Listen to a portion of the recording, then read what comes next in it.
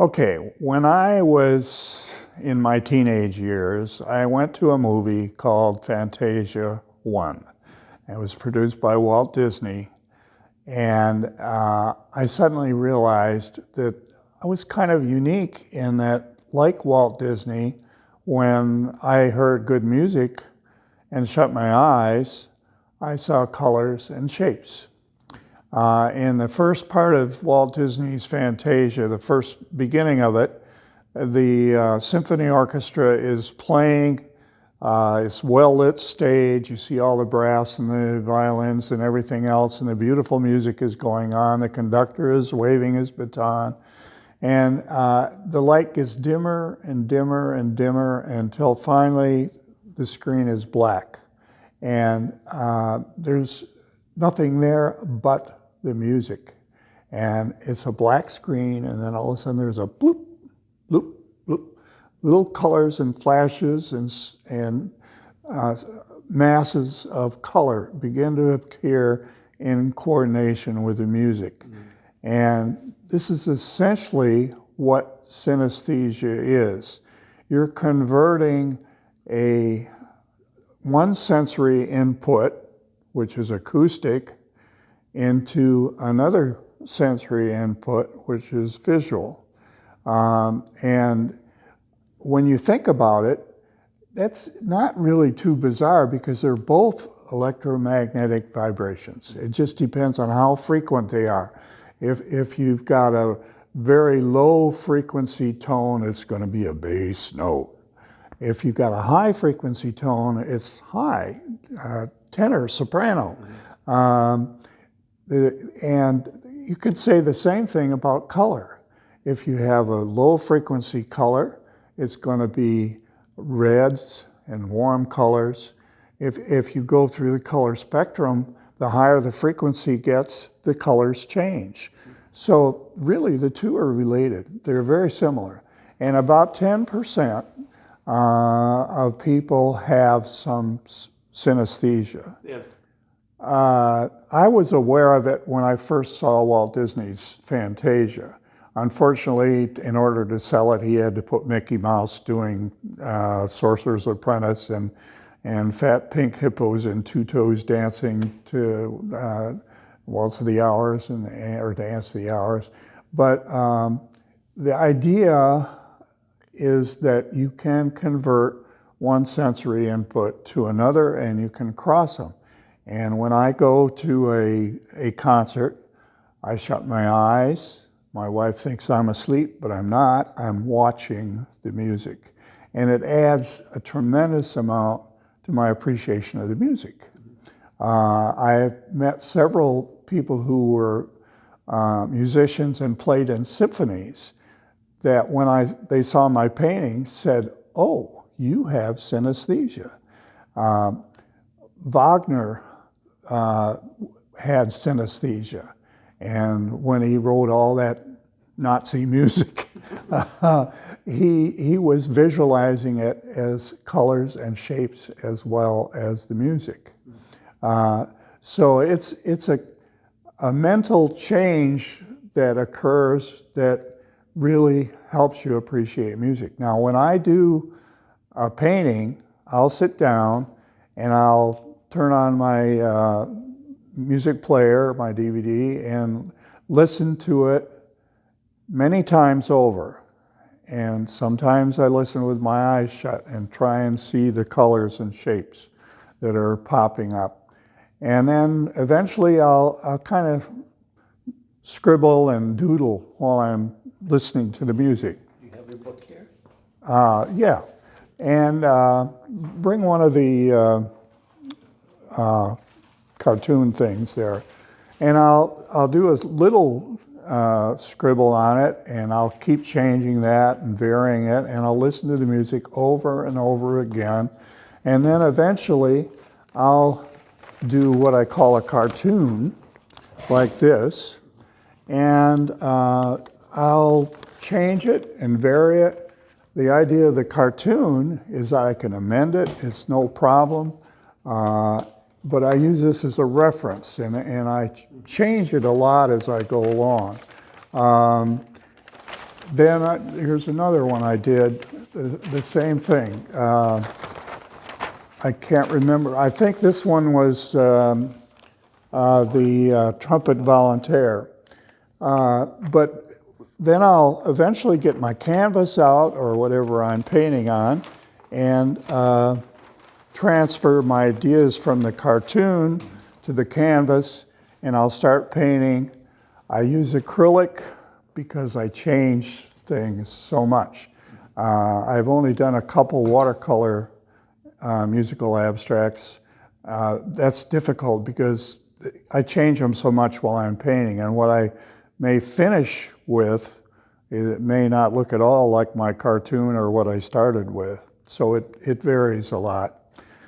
But it's a developing thing, and then I'll finish it, I'll put it away for a while and think about it, and I'll take it out and look at it, and I may change it.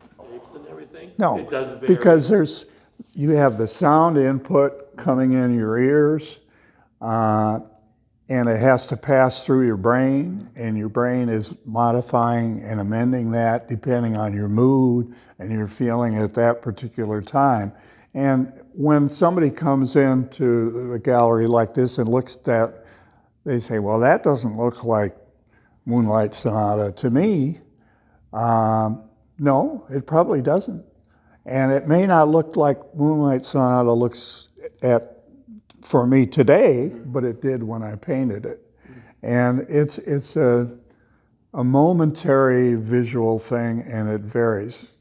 The biggest problem I have is music involves another dimension, time. You've got maybe an hour of music, and I have to combine that into a small area, and I have to pick out the prominent things, the prominent tones, the prominent melody, and combine things, and it's an adjustment.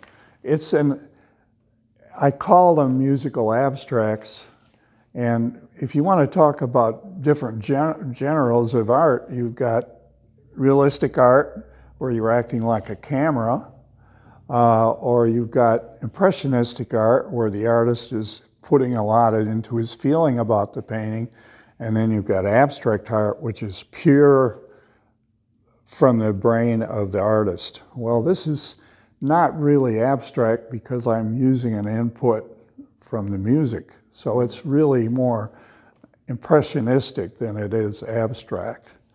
But I've done realistic art, I've done a lot of wildlife painting and floral painting and landscape painting and all those things. This is really hard. It's much harder than doing a realistic painting. I think all of us can develop some of the skills of synesthesia. If you really concentrate on it, even if you weren't born with that particular trait, you can develop some feeling. Next time you go to a concert, shut your eyes. Don't watch the orchestra. Shut your eyes and try and watch the music. And I think a lot of people can do that don't realize they can. Oh, I was a teenager, I think, when Walt Disney did that Fantasia 1 in the 40s. And I didn't see it the first time it was out, but it's been a long time ago. And synesthesia just means a transfer of input from one sensation to another.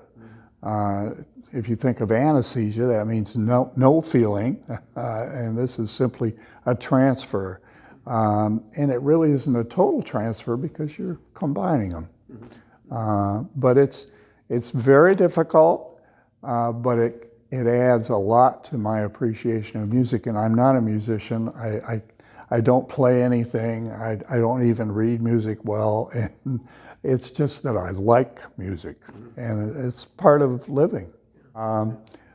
That painting, all that jazz over there, is that's the first one I did, and I'd gone to an abstract workshop.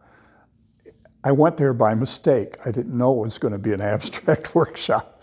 And I learned so much at that about abstraction and composition and everything.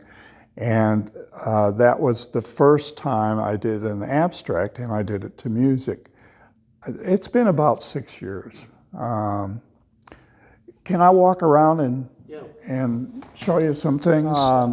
This is Beethoven's Moonlight Sonata. It's a piano piece, and when you hear it, you're thinking of a moonlight night, looking up through the blue sky at the black velvet lace trees, and the feeling is one of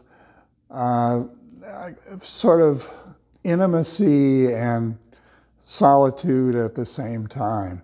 And this is kind of what I'm seeing is the piano notes, and then off here you think of, in the distance, there's maybe some stars or some campfires. And to me, the Hallelujah Chorus is the most exciting piece of music I've ever heard. And when I hear it, I get chills. And it's brilliant colors and carries you away. And that's the feeling I get there. Okay, this is Vivaldi's Four Seasons.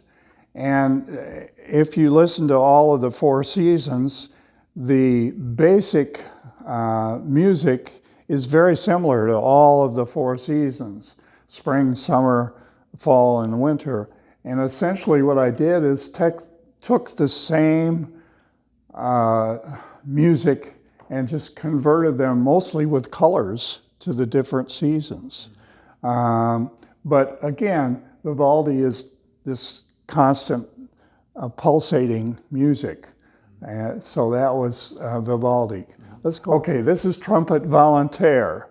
It's brassy, it's in your face, it's kind of irritating. It's not a relaxing piece of music. It's pow, right? It's really getting out at you. At the same time, there's some beautiful melody there that goes through, but it's brassy, and that's the meaning of that. All right. This is Waltz Triste by Sibelius. Those of you who are as old as I am will remember this was the theme song for I Love a Mystery. And that was a radio show that was kind of creepy, mysterious, far out. And so the painting and the music are kind of soft, mysterious, kind of make you wonder what's going on, and it's kind of a slow dance that's mysterious. This is classical guitar, and it's boom, boom, boom, boom, boom. All it's guitar music that is very much in your face, vibrating, and stimulating. And that's why I've made it kind of, it's not a relaxing painting at all. It's kind of in your face, boom, boom, boom.